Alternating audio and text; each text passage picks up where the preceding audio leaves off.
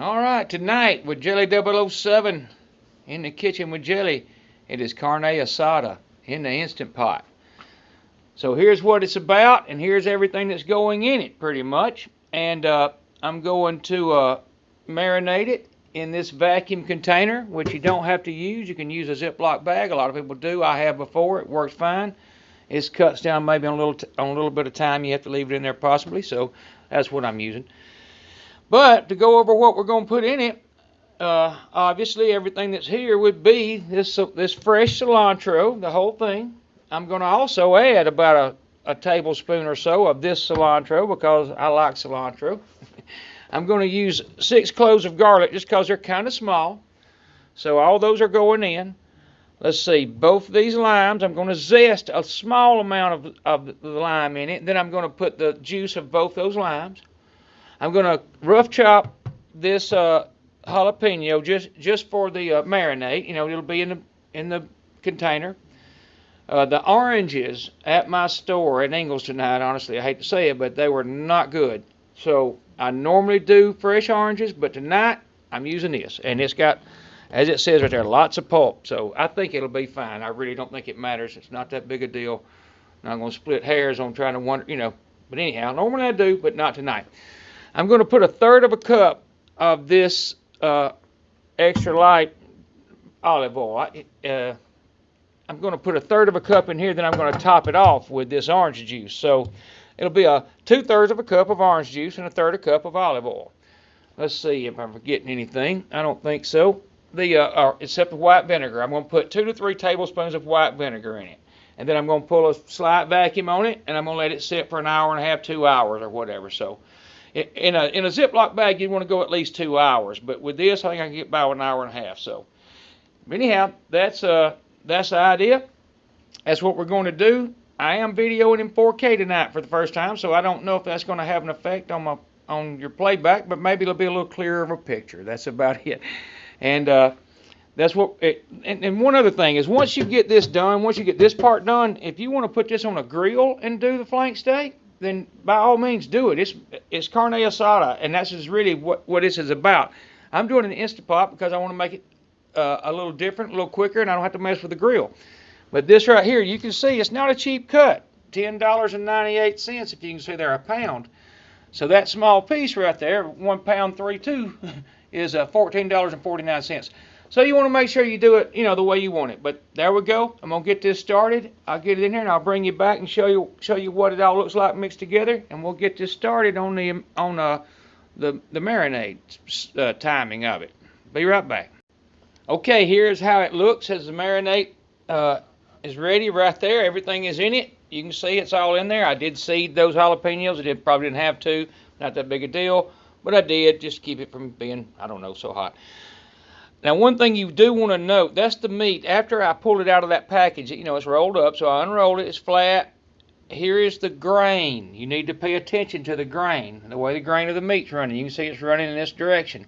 All right, well, sometimes I cut a flat spot, and I mean, you can see it, just a small piece of meat I cut off there. That's just the way it worked out, just to help me remember where I should cut, because you want to cut just like I cut that, because you want to cut against the grain.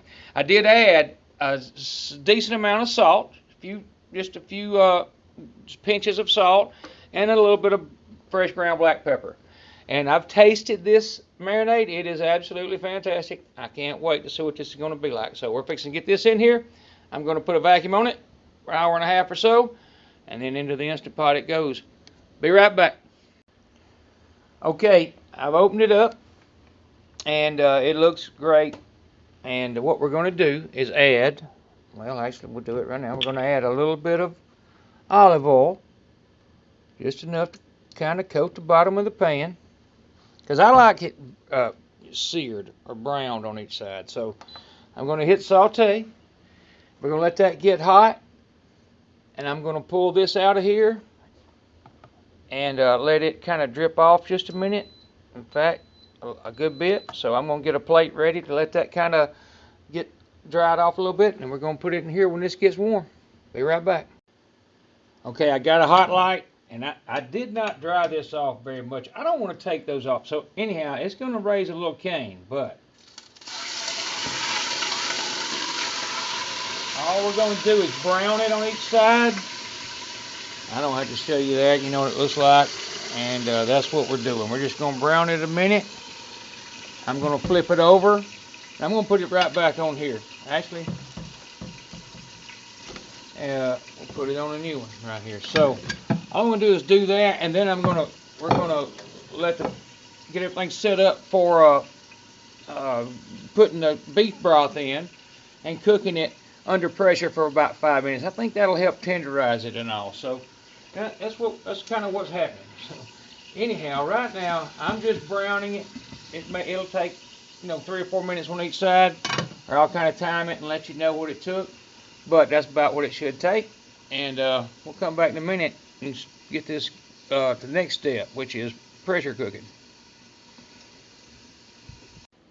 Okay, there it is after about 3.5, 4 minutes on each side. And it did get a little charry in there, so it's not going to hurt anything because all we're using is a steam. I'm going to put a trivet in there.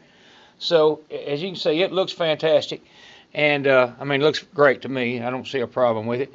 It did burn those, the cilantro and all, but again, it's not going to hurt anything. It's not going to add any flavor because it's not going to be sitting in any liquid or anything. I'm going to have that trivet. So I'm going to get the trivet together. In fact, to cool this down just a little bit, I'm going to go ahead and pour some of this in here. In fact, I'll probably put what I'm going to use, and that'll help cool the pot. I turned it off once I pulled it out, and I stood there and spun it around while it was going on.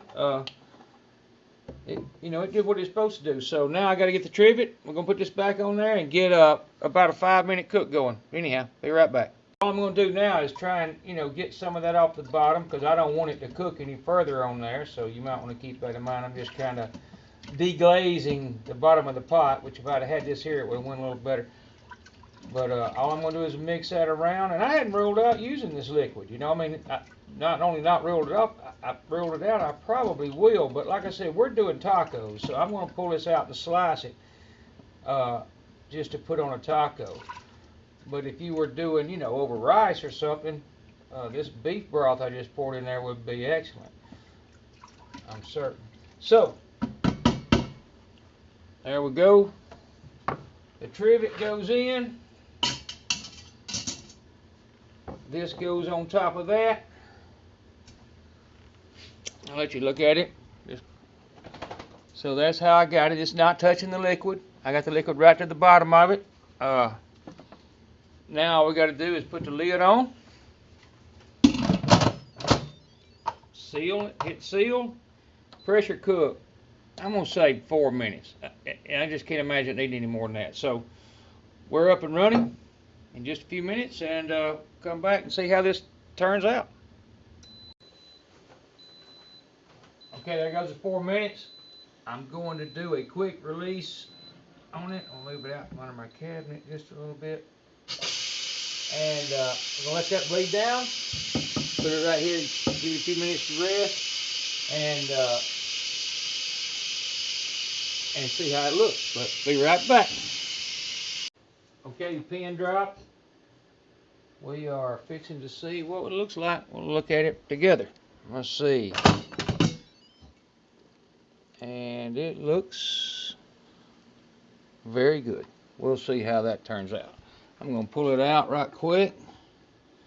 And see what I do with this lid.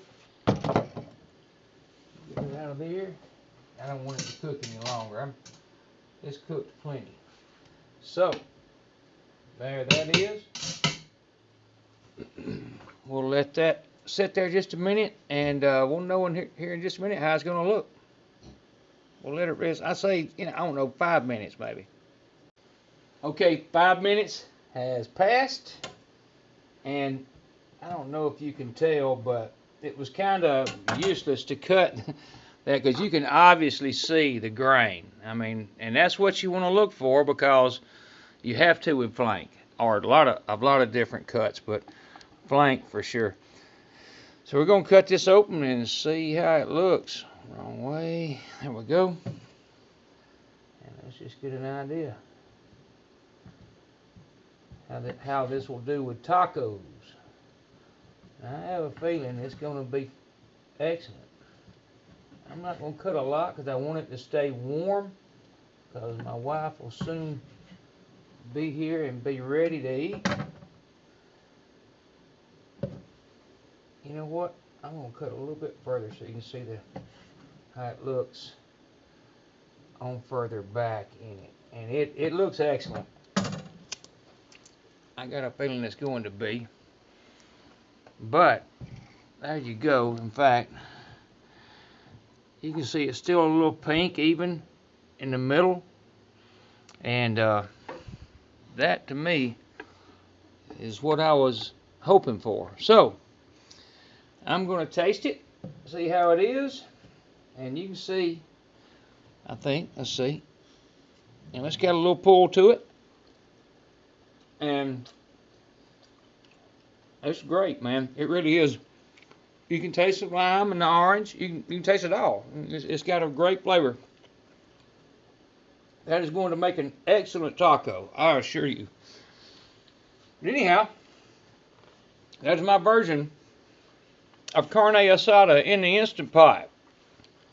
And like I said, I ain't got to tell you. You know you can add anything you want. Salsa, jalapenos. I got to tell you that. It's a great way to cook a piece of flank steak. But anyhow, in the kitchen with Jelly. Y'all come back to see me. You can find me at www.jelly007.com or Mr. Jelly 007 on YouTube.